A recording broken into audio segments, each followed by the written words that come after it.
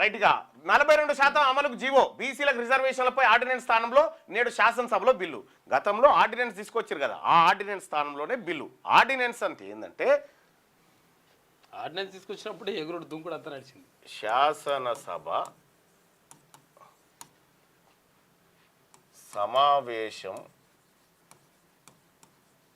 సమావేశంలో లేనప్పుడు రాష్ట్ర ప్రభుత్వం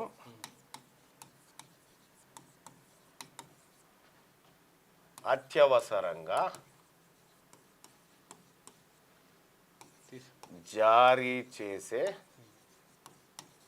ఆదేశం లేదంటే ఒక కార్యక్రమం ఇది.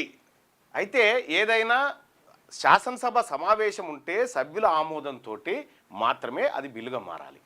ఆ అవకాశం శాసనసభ సమావేశంలో లేదు కాబట్టి మేము ఆర్డినెన్స్ అనేటువంటి పదాన్ని ఉపయోగించి తీసుకొస్తా ఉన్నాం. ఈ ఆర్డినెన్స్ మళ్ళీ శాసనసభ సమావేశం అయినప్పుడు మళ్ళీ అందులో పెడతారంట. పెట్టే కార్యక్రమం ఇది. ఫస్ట్ కేబినెట్ నిర్ణయం తీసుకొని ఇట్లా పెడతారు. ఇక్కడ గవర్నర్ కోట ఎమ్మెల్సీలుగా కోదండరాం, హజారుద్దీన్. వరద నష్టంపై సమగ్ర అంచనాలతో నివేదికకు ఆదేశాలు. గోశాల విధానానికి ఆమోదం. మంత్రిమండలి నిర్ణయాలు తీసుకుందట.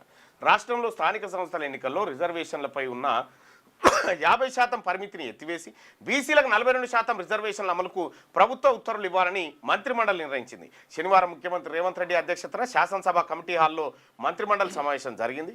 ఇప్పటికే రిజర్వేషన్లపై పరిమితి ఎత్తివేతకు ఆర్డినెన్స్ జారీ అయినందున దాని స్థానంలో శాసనసభలో బిల్లు ప్రవేశపెట్టాలని నిర్ణయం తీసుకున్నారు. ఏది ఇప్పటికే రిజర్వేషన్లపై పరిమితి ఎత్తివేతకు ఆర్డినెన్స్ జారీ అయినందున దాని స్థానంలో శాసనసభలో బిల్లు ప్రవేశపెట్టాలని నిర్ణయం తీసుకున్నారు. దాని పర్యావసనాలపై మంత్రిమండలి చర్చించింది. రెండోసారి బిల్లును గవర్నర్ ఆమోదిస్తారా లేదా అనే చర్చ జరిగింది. ఆర్డినెన్స్ స్థానంలో బిల్లు ఆమోద ప్రక్రియ ఒకవైపు కొనసాగుతుందని, మరోవైపు సెప్టెంబర్ 30 లోపు ఎన్నికలు జరగాలని హైకోర్టు గడువు నిర్దేశించినందున దానికి అనుగుణంగా 42% బీసీ రిజర్వేషన్ల కోసం జీవో ఇవ్వాలనే అభిప్రాయం వ్యక్తమైంది. దీనికి మంత్రిమండలి ఆమోదం తెలిపింది. ఇది ఏమీ లేదు, అదే కరెక్ట్గా ఏది ఆ పాడ మీదకి తీసి కింద పెట్టే టైం అన్నట్టు అక్కడ జరిగే కార్యక్రమం.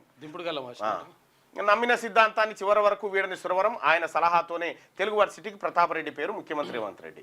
ఇక్కడ పుంజాల శివశంకర్ గారి కార్యక్రమం ఉంటే హాజరు కాలే. ఆయన బీసీ బిడ్డ. పుంజాల శివశంకర్ గారు బీసీల కోసం జీవితం అంతా త్యాగం చేసినటువంటి బిడ్డ. ఆయన కార్యక్రమానికి ఈయన హాజరు కాలే. రెడ్డి గారి కార్యక్రమానికి హాజరైన చూడండి ముఖ్యమంత్రి. నేడు అసెంబ్లీలో కాళేశ్వరం హోరాహోరీ చర్చ. జస్టిస్ ఘోష్ కమిషన్ నివేదికను సభలో పెట్టనున్న ప్రభుత్వం సోమవారం మండలిలో కాళేశ్వరం ప్రాజెక్టుపై జస్టిస్ ఘోష్ కమిషన్ ఇచ్చిన నివేదికను ఆదివారం శాసనసభలో ప్రభుత్వం ప్రవేశపెట్టనుంది. ఉదయం 9 గంటలకు అసెంబ్లీ ప్రారంభం కాగానే కమిషన్ నివేదిక సమగ్ర ప్రతిని ప్రభుత్వం సభ ముందు ఉంచనుంది. దీనిపై నీటిపారుదల శాఖ మంత్రి ఉత్తమ్ కుమార్ రెడ్డి మాట్లాడారు.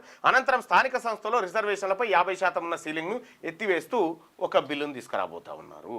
సో ఇవాళ కాళేశ్వరం పైన పీసీ ఘోష్ కమిషన్ పైన నిర్ణయం తీసుకోబోతా ఉన్నారు. అయితే ఈయన పైన ఒక చర్చ జరుగుతూ ఉంది. ఎవరు? హరీష్ రావు కార్యక్రమం పైన ఉందా అది బయట?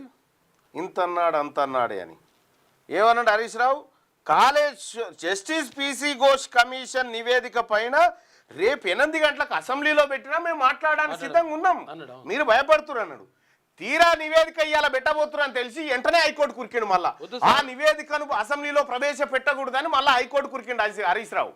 ఫస్ట్ ఏమో చర్యలు వద్దన్నాడు, అసెంబ్లీ దాన్ని రద్దు చేయాలన్నాడు. అది వద్దనేసరికి ఇప్పుడు మళ్ళీ అసెంబ్లీలో చర్చ కూడా వద్దంటున్నాడు.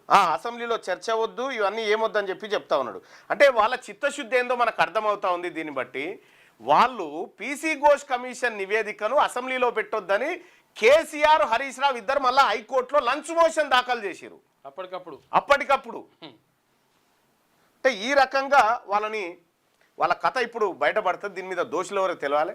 మీరు కాళేశ్వరం కథ ఇప్పుడుందా? ఈ మూసి ఆ తర్వాత ఆ 4th సిటీ, ఈ 2 కూడా మరో కాళేశ్వరం ప్రాజెక్టులే. అది ఉత్తరగా దాని వెనకాల